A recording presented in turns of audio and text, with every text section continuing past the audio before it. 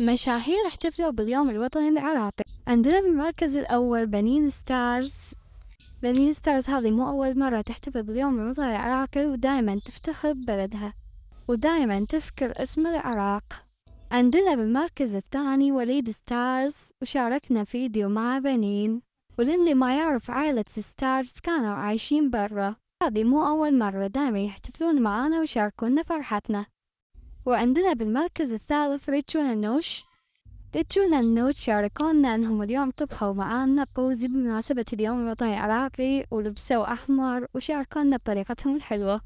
وعندنا بالمركز الرابع عائلة الرئيسي، وطبعا سوونا باليوم السعودي واليوم العراقي، ولازم يضيفون لمساتهم الحلوة الخاصة.